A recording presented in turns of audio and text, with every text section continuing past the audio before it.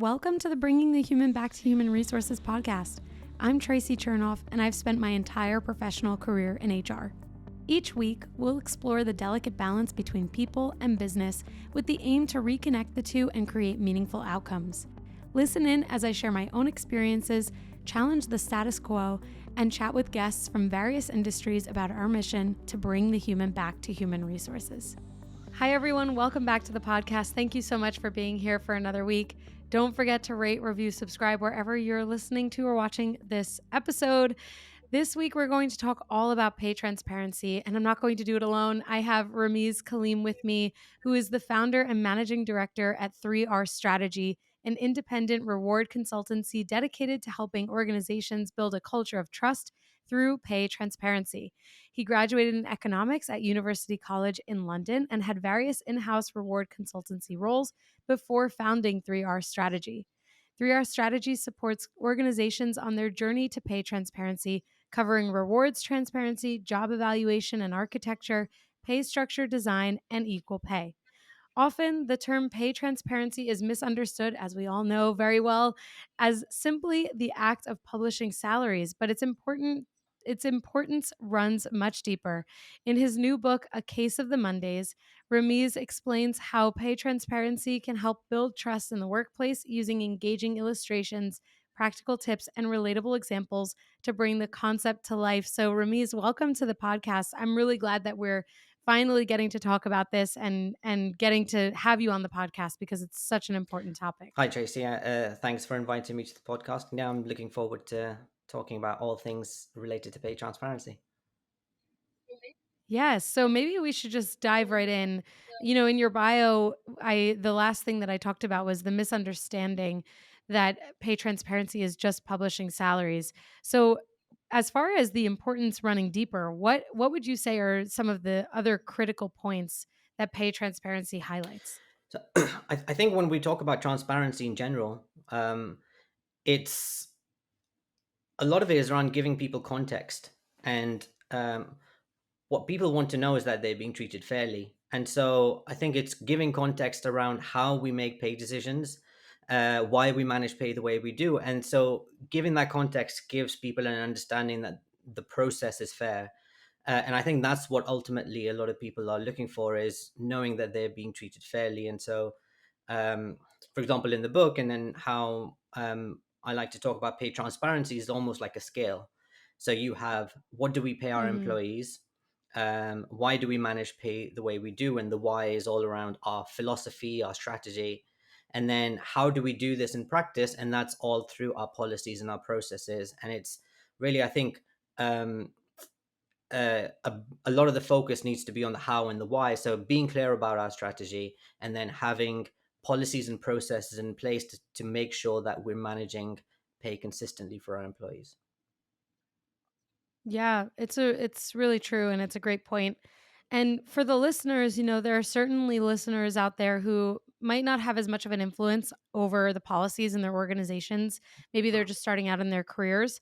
And then of course on the other end there are listeners who are, very well established in their roles. So and maybe more senior in their careers. So what would you say is the first step for someone to establish, a strong set of principles when it comes to transparency in pay, understanding all of those priorities that you just shared?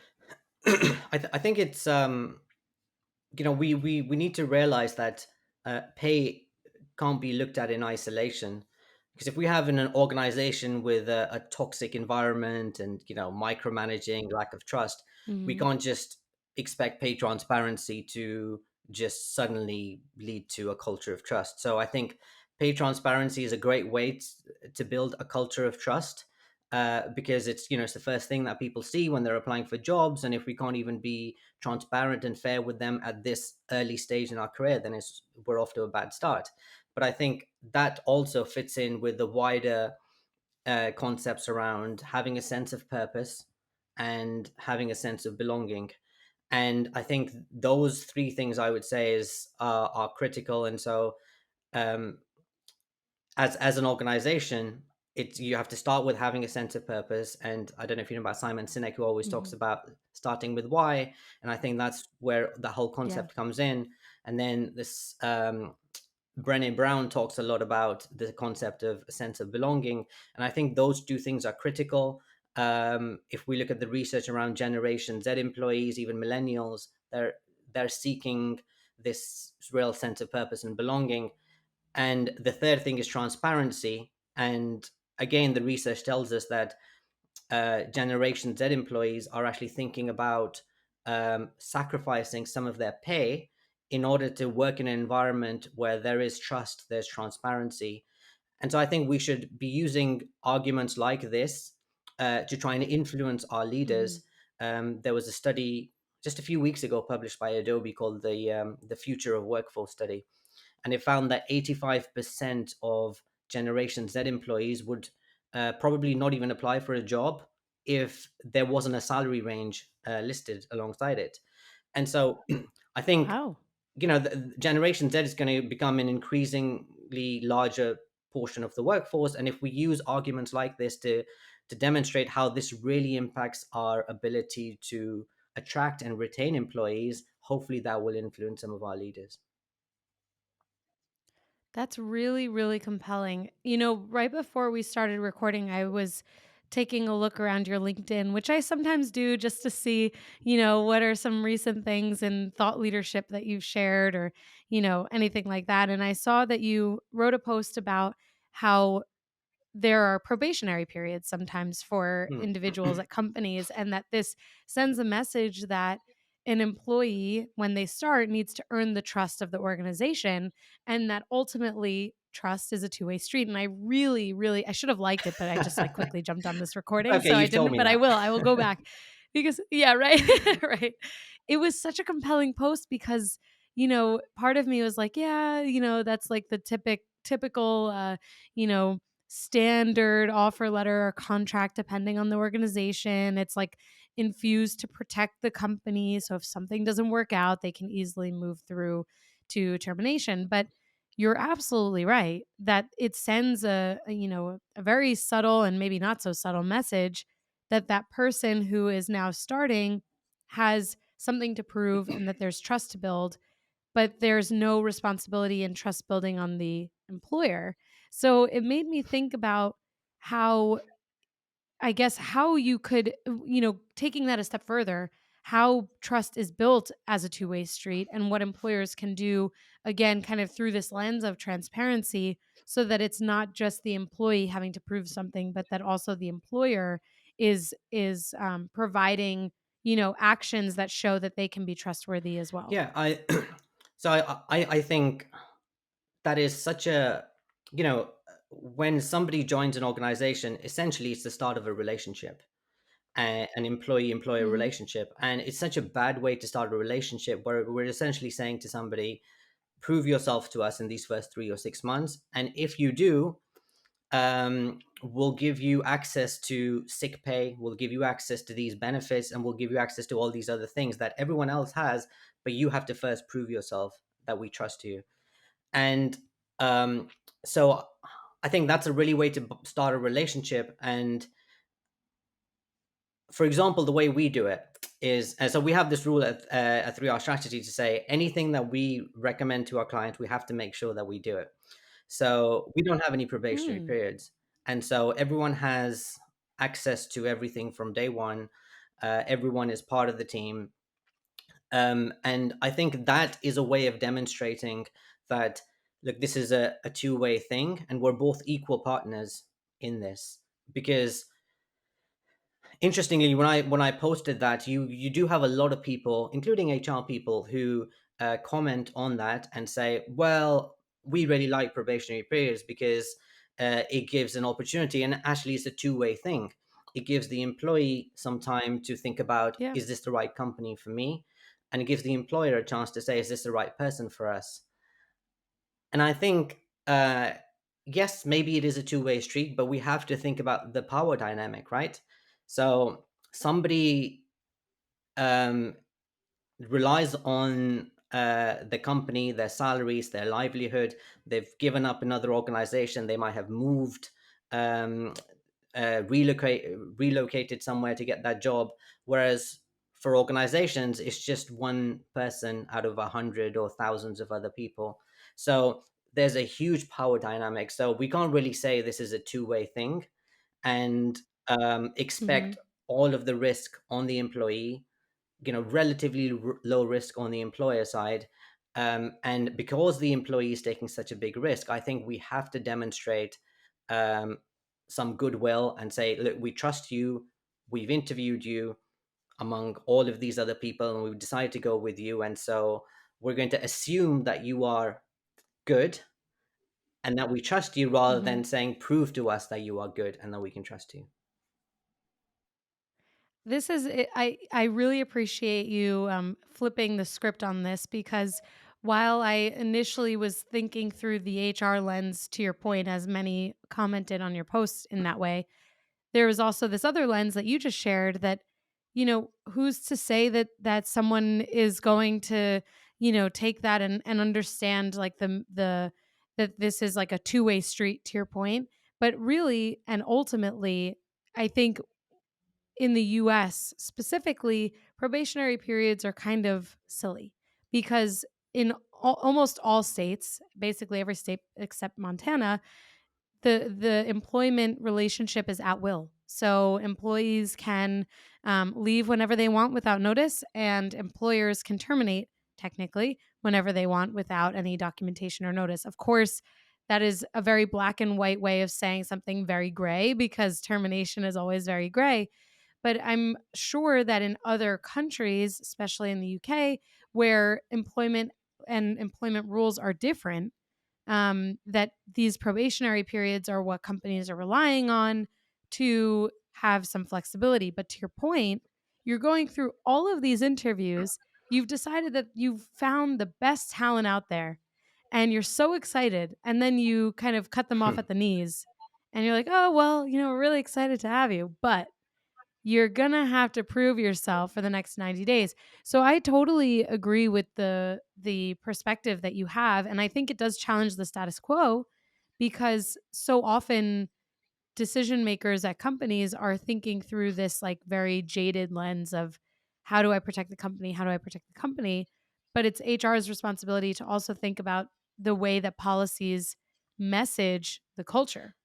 Yeah, and I And think when we think about HR policies, a lot of the times these policies are set up because let's assume that there are, let's say, 2% of people that join us that for some reason don't fit in or don't perform. Our policies and process a lot of mhm. the times are made for that 2%. So how do we manage those 2%, rather than how do we make the most out of the 98% that we have and are loyal to us and that are going to work for us? So if we, it's if we assume that most people are good and they're going to work well with us and they can be trusted, then the benefit that we get from that is just so much more than the the negative side of a few bad apples. Ooh, that is such a great point. I made a note of this, actually, because it's so true. It's so true. Just period, end of discussion. Every policy, when we think about risk assessment as we operate within, like, an HR function, it's not there's not as much concern when you're talking about the 98% of employees who are meeting or exceeding expectations, who are great examples of the culture, who are engaged, et cetera, et cetera. And to your point, it's those the bottom of the barrel, so to speak, the bad apples, who are kind of dictating the way forward. And it makes me think of this of another kind of like a layer to this, which is that when companies decide to do something for their population, maybe something good, maybe they want to expand their access to something or improve benefits, I feel like most of the time decisions are made against things that expand access and expand opportunity, because of that Yeah. 2%, because of the worry and risk of someone taking advantage of whatever the company, is trying to then promote as something new. And it's a really good point that you can't, as a company, you can't scale and you can't drive an engaged population by focusing on those who are derailing it. You have to pay attention and invest in those who are building up the culture. Yeah, and all these things lead to things like micromanagement as well, because you're assuming, oh, Yeah. what if somebody in my team is part of that 2%? I need to make sure that they're doing their job. Whereas, again, we, like, as a company, we are completely remote. We always have been, even before pandemic, and everyone is, Mhm. and we meet once a quarter, for the whole day, for meetings and so on. But everyone just, the other thing that we actually have, again, trying to be different, we don't track annual holiday. So if somebody wants to take time off, they just send an email to everyone in the team saying, oh, here are the dates when I'm going to be away. We just have to make sure that we coordinate with each other. Um, and I think it goes back to, ultimately, uh, at a very simple level, it's about just treating people like adults, rather than thinking employees are like children Mhm. and we need to make sure that they're doing what we tell them to do. Yes, exactly, 100%. I used to say this, when I worked in retail, that, those who are hired are already over the age of 18 for the most part. 99% of employees are adults. And, sure, maybe you have some folks in high school who are trying to get some hours in over the summer, right? Fine. But I always used to say to the managers who often struggled with this, to your point that we have to treat people like adults, that we are hiring adults. We're not hiring children. We are hiring adults who are trusted to execute on the processes that we've hired them to do. And if you don't allow people to be trusted and treated like adults, they're not going to Exactly. act like Yeah. it. And it's like you at some point disable those on the team from meeting their potential or doing more if you don't just innately and immediately instill not just trust but also the respect and understanding that every single person coming to the table is equipped to be able to meet at that table and perform what they've been hired to perform, not thinking about the 2% who might not be Hmm. able to do that.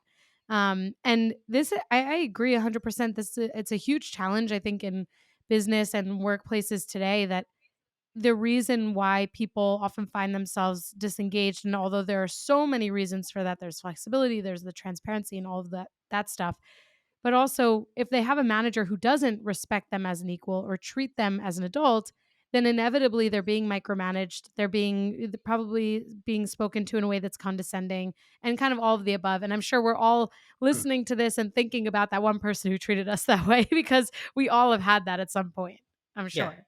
definitely. And that's the case of the Mondays.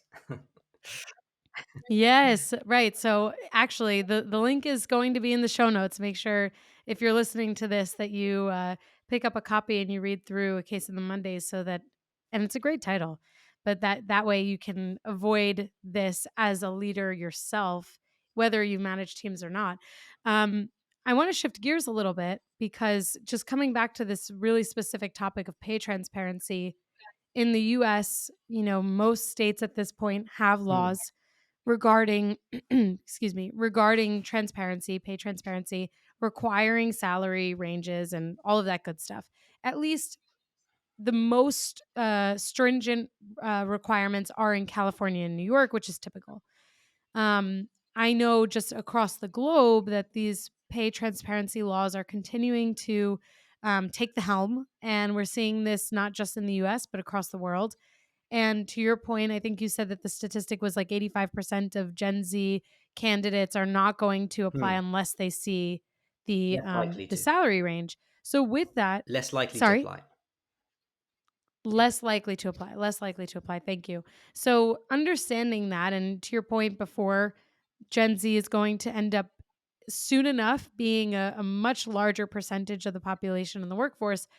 What are you recommending when companies are maybe a little hesitant to post their salary grids? Because I'll tell you, even though there are these requirements across the US, there are companies still out there who have not posted their salary grids. So not only are they non-compliant, but also it sends a message that they're either terrified of pay Yes. transparency or they do not have their you know what together. They're not organized. If your company is remote or hybrid, then you know just how difficult it can be to grow your company's culture beyond a pre scheduled Zoom happy hour or occasional lunch and learn. Well, this week's sponsor is here to solve that. They're called CultureBot. CultureBot has devised what will likely become the gold standard for growing and blossoming a company culture inside of Slack. The app is like a sidekick for any HR or people professional, automating a lot of the mundane tasks you probably are forgetting to do on a daily basis. Things like birthday and work anniversary celebrations, team shoutouts and kudos, employee introductions, and remote games. It even has health and wellness tips and conversation starters. If that piques your interest, this will get you even more excited. Today, I'm able to share a special promotion for listeners of the podcast. You can get your first 6 months of CultureBot for 50% off. Plus, if your team is under 25 employees, CultureBot is free forever. So if you're looking for a way to create a culture of appreciation and drive increased engagement and togetherness across your team, I definitely recommend checking out CultureBot. Go to getculturebot.com/humanhr. That's getculturebot.com/humanhr to get the offer. Plus, I've added the link in the show notes so you can just click right there. Now, let's get back to the podcast. Yeah, I think you have some great laws in the US in like you said, a lot of states. I think it was over 20 states that I looked at that require you to publish Mm-hmm. your salary ranges. Unfortunately, in Europe and the UK, the progress on this is very slow. So there is an EU directive that is just coming in, which is going to go through at the end of this quarter. And this pay transparency directive will include some of the laws that you have in the US, such as um, making sure that you publish salary ranges when you advertise jobs. Mm-hmm. It will give employees a lot more control as well in terms of asking for information for average salaries for positions for that they're doing. But this directive is it's going to take 3 years. It's going to allow countries 3 years to make this Wow. uh, law, which means that there are 2 or 3 years for organizations. Unfortunately for the UK, because we're no longer part of the EU, it's not even applicable. But I think there's a good chance that the UK might adopt some of these laws instead of really lagging behind. So I think some of these Right. changes will take place over time, but unfortunately not as quick as we would like. In terms of organizations, um, being reluctant to do this, I think there are a couple of issues. One is over time they have pay inequities. We know there are pay inequities. A lot of us who Mm-hmm. work in HR have access to pay. We sometimes see there are pay inequities, and they exist for different reasons. One is they can exist because in a lot of organizations, when we recruit, the recruitment process can be based on if somebody has a good recruitment agent, what they're asking for, and it can be based on people's ability to negotiate a good salary rather than being consistent in how we pay people. So the negotiation skills can, Yeah. and that's our recruitment stage. The other issue that we have is when we look at our employees that are loyal to us and stay with us, often tend to lag behind what we recruit new people on because the market Right. is moving Right. and we can only recruit people on those higher salaries, but there's no mechanism for us to progress pay for our employees that are developing their skills, that are making more of a contribution. And so I think for those two reasons, there are inequities. And that's what makes organizations nervous to say if we share salary ranges and our existing employees see that we're trying to recruit on salaries that are higher than what they are on, they're going to be unhappy, which they will be. But we need to start understanding why these pay inequities exist, and then start to address some of them. That doesn't mean everyone has to be on the same salary, but it's about understanding why those differences exist. Are they justified? And if they're justified, again, going back to policies and processes, we need to start to establish definitions around why those differences exist. So I would say Right. I like to break it down into two steps. So step one is we evaluate a role to say what are the level of skills, responsibilities, accountability that is needed for a role. And so what is the salary range that we are willing to offer? and let's say that salary range is 40 to 50,000. And step two is we look at the individuals in the role and see what they're contributing, whether they're developing in the role or whether they're exceptional and they're coaching and mentoring people within the team. And we come up with definitions to say this is what we expect in our organization at the lower end of the band, the middle of the band, and higher end of the band, so that when we're recruiting, we base our decision purely on what we feel this candidate will bring in terms of their knowledge and skills. And so another thing that we do is we would not ask, well, actually, you have a law in the US, you can't ask people about their current salary. So again, Mm-hmm. unfortunately, that doesn't exist in the UK and Europe. But again, when companies are recruiting, they'll ask that question, and your current salary will influence how what you get paid. And so the problem Right. is if you are treated unfairly in your organization, discriminated against, so, often with people of color, women, those with disabilities, if you're discriminated against, all we're doing is we're transferring that inequity from one organization to another organization. And so You're absolutely um, right. I think all of those issues makes organizations nervous about pay transparency. But so it's a journey, and they need to make sure that they start looking at these issues, because at some point they're going to be forced into sharing ranges, and um, they can't just pretend this is not going to happen, because it will happen eventually. Right. All of those points were really well put, and just thinking about these transferring inequities, it's really true that sometimes it's unconscious for businesses, like they're not, and especially in the US where we're not asking that question, what are you currently earning? There is still that transference of the inequity if, to your point, someone is already being discriminated against or treated inequitably in their current role, and maybe a company doesn't yet have the salary ranges posted, and the question instead has become, what is the salary that you're looking for? And in the candidate's mind, maybe they're making $55,000 a year, but they should be making $70,000 a year. They're going to say, oh, well, Yeah. 63,000 a year sounds really good. The company is like, great, we're saving some money, no problem. But actually, all of that, to your point, is a huge breakdown. I did an episode when the US started seeing these pay transparency laws Hmm. roll out, outside of the states that already had them. And I did an episode where I kind of shared like the mechanism of action that I took and that I would recommend, which is similar to what you shared. What we did was, looked at where everyone sat based on their role already to make sure that our range was comparable to where people sat, and that no one was under or below the minimum Hmm. range, um, that we posted. And that way it didn't create any gaps or inequity, unconsciously, because many companies of course are looking at pay from an equitable perspective, but when you don't take that action, or that moment to ensure that you are clear on where your range is going to sit, in order to cover those who are already employed, then that makes sense. Obviously, if a range is intended to be higher than where someone would sit, then the recommendation would be kind of what you said, to make sure that there's an Hmm. action to elevate Yeah. their pay, so that they're actually within that range, rather than lowering the range, but ensuring that it's market comparable. And I think from that episode, I got a lot of outreach about those who are not really doing any benchmarking or compensation analysis today.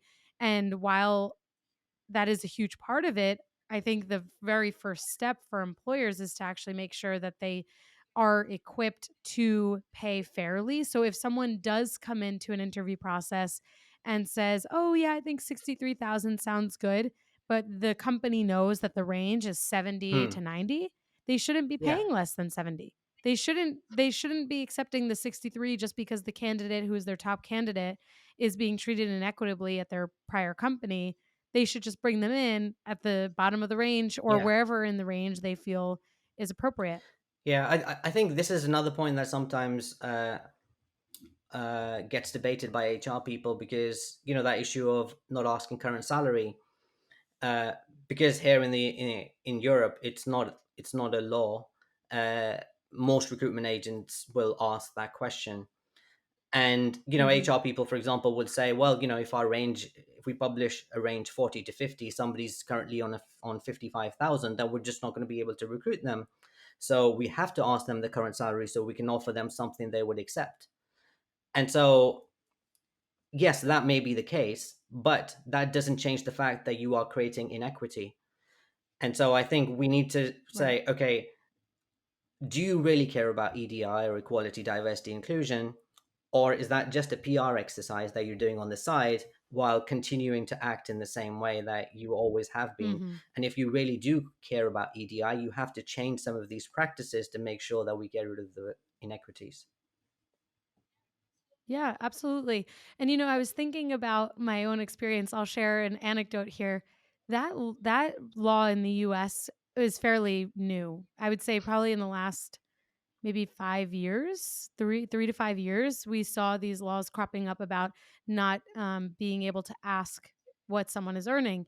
And my anecdote here, and I'm going to be very, in the spirit of transparency, I'll be transparent.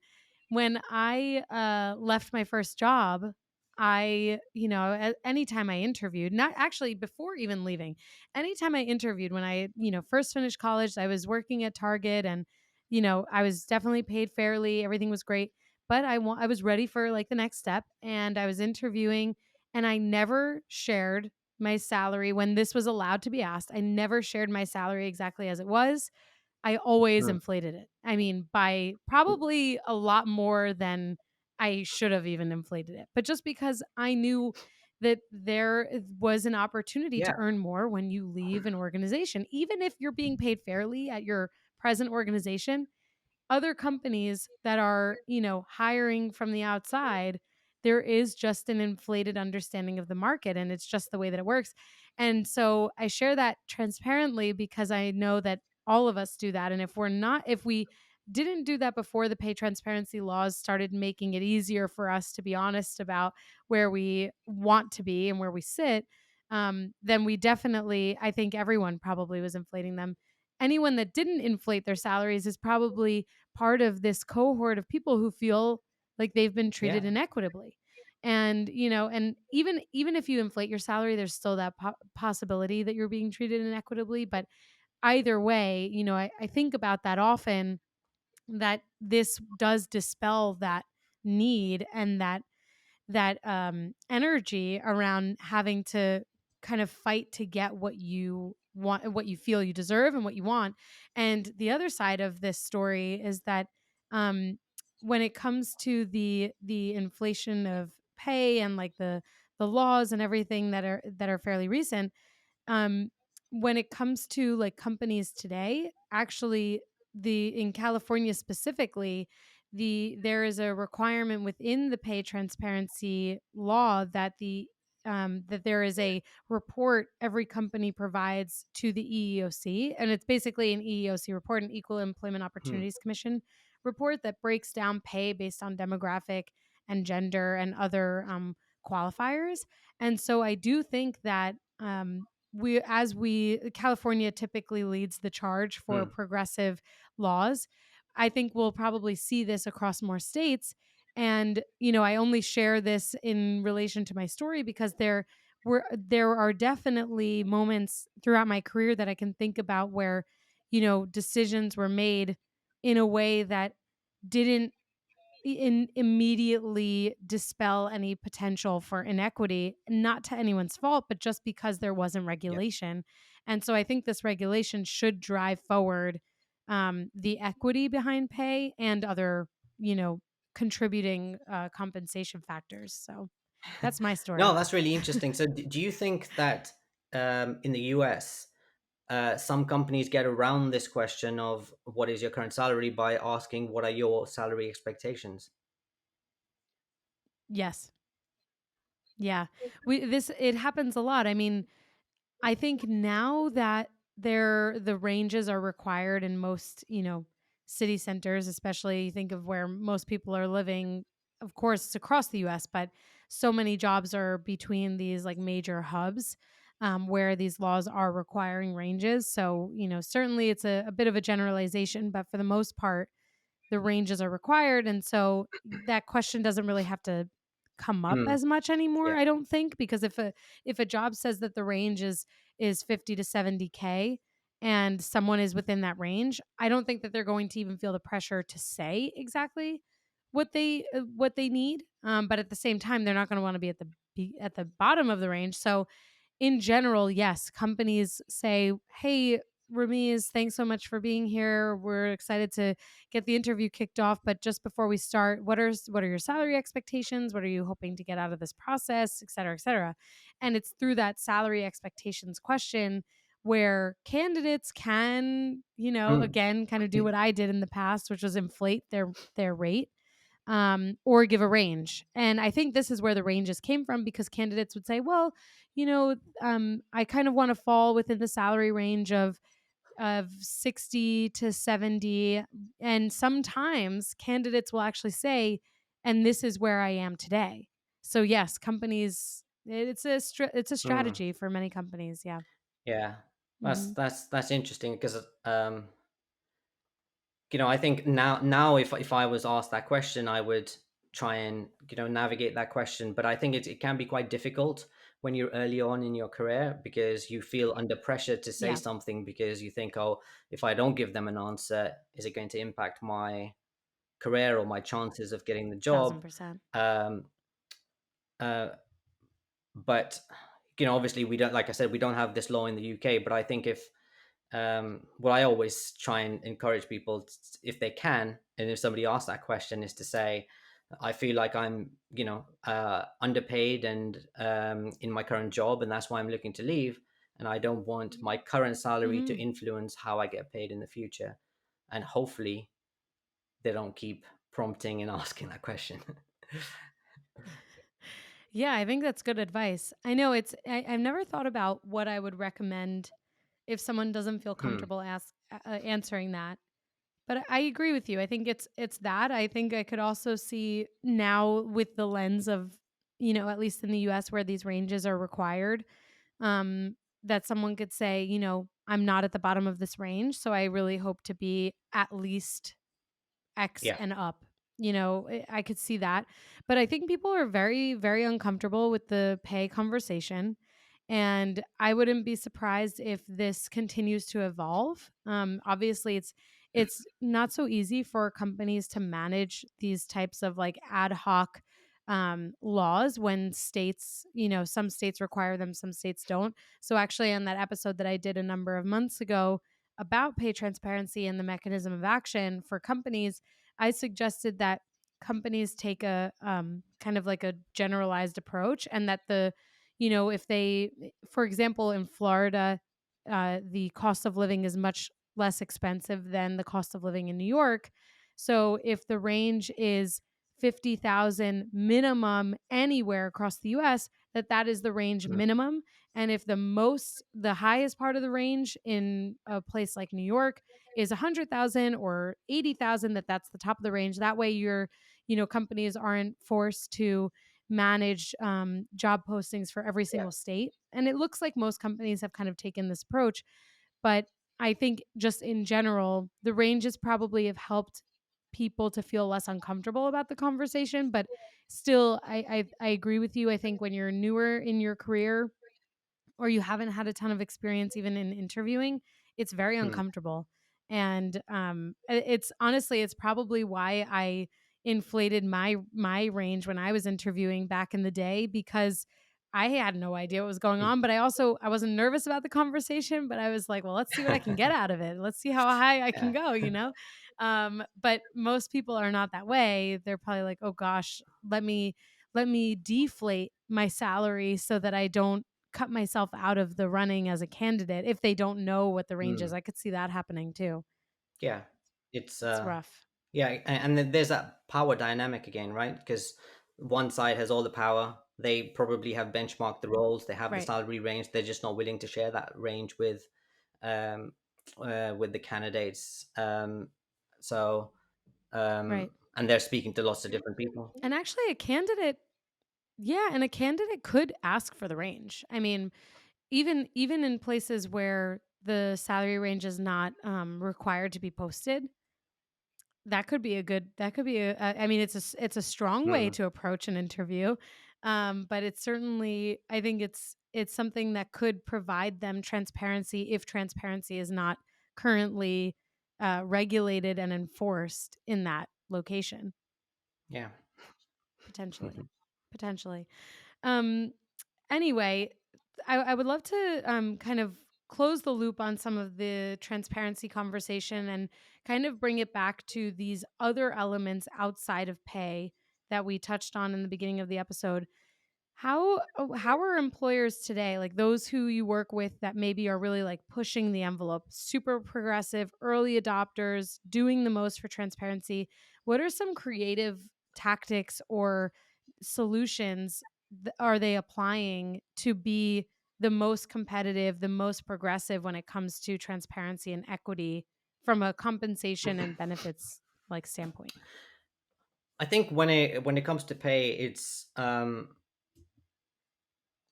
being clear about so one of the questions to ask is, where do you typically recruit from when you're hiring people, and where do people go when they leave?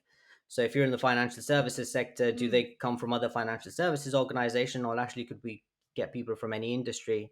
And so once you start to understand that, then is thinking about things like, are we high growth organization, do we want to pay upper quartile, or do we want to stay at the median? Um, so that's the pay philosophy. Then it's going out to do some market research and getting data. So one of the things that we always recommend is, don't use recruitment data, because that's based on advertised salaries. It's often based on short term. I mean, yeah, it's good as a reference point, but don't make long term pay decisions based on what might be short term recruitment trends, data that is often based just on job titles. So we recommend getting good data that you participate in surveys, and then using that data. I think any sort of pay strategy, pay transparency, has to be really data driven. And one of the things that gives yeah, leaders in organization real um, reassurance is, where's the data coming from? So if we're going to be transparent about pay, where are you getting these ranges from? What are the other organizations that are participating in this survey or this data they use? So I think that comes with building credibility with leaders. Then what they're doing is building all these policies and processes. But there's a company in the US called PayScale, and they did some research a while ago, and they found that one of the top predictors of employee engagement was an organization's ability to communicate clearly and honestly about pay. So it's not what you pay people, it's how you communicate them with, and honestly. And so in one of their research, there was a group of employees that were paid below the market rate. Their job satisfaction rates were, I think, 42%. But when, again, going wow, back to, they were treated like adults, they sat down and explained why this was the case. The job satisfaction rate shot up to 80%, so doubled, without spending a wow, single penny. So it's all wow, around communication. So I think some of the organizations that are really focusing on not just making sure that the processes are there, but having good communication. Um, People communicate. I consume information in different ways. We can't just put stuff on the internet and people and think that everyone's going to know about it. So it's right, having employee guides, training videos, one-to-ones. And I think we also need a lot of training for line managers on how to have conversations yeah, around pay, because I'm sure you might have experience. A lot of the times, a line manager will avoid having a difficult conversation, and they will just give the outcome and then say, right. "Look, sorry, I wanted to treat you in a different way, but HR said that I have to do this." So they'll just pass the blame on Yes. to HR, and I think there's a lot of training for line managers as well. Yeah, I totally agree.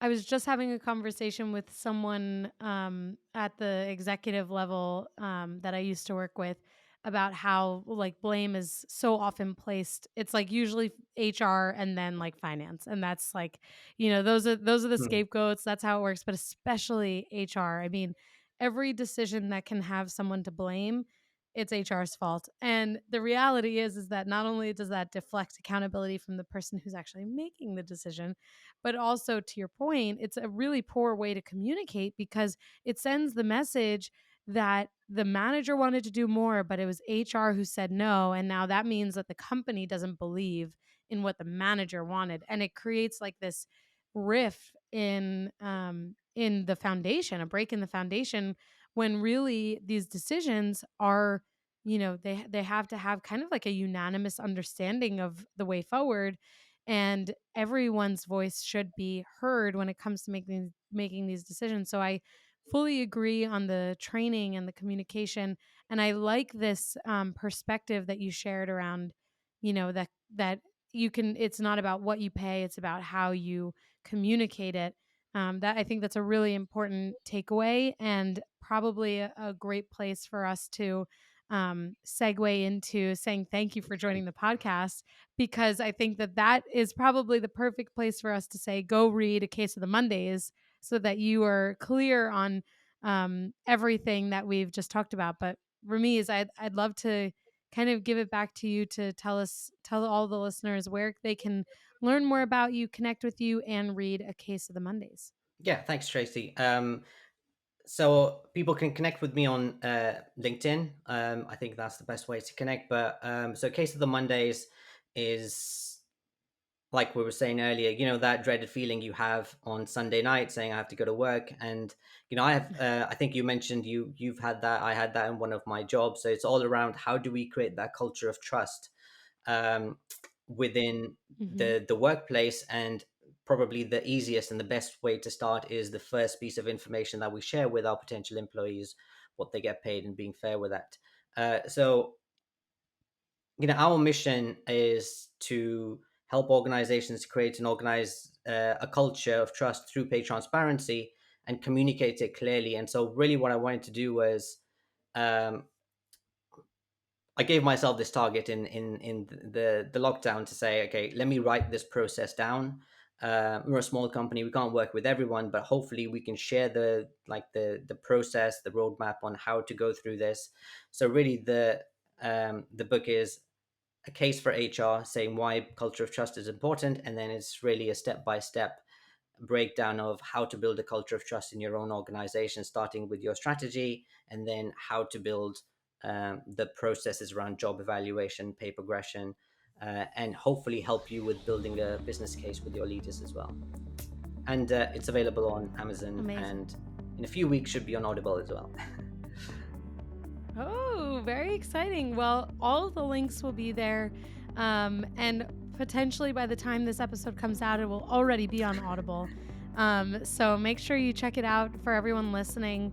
I think it's an awesome take on a societal challenge that businesses can really continue to influence in the right direction. And all of us have a voice. We all have a way of challenging the status quo and pushing these things forward. So thank you so much, Rameez, for joining and for bringing us some added understanding to this whole concept of pay transparency. Really appreciate your time. Thanks, Tracy, and thanks to all of your listeners.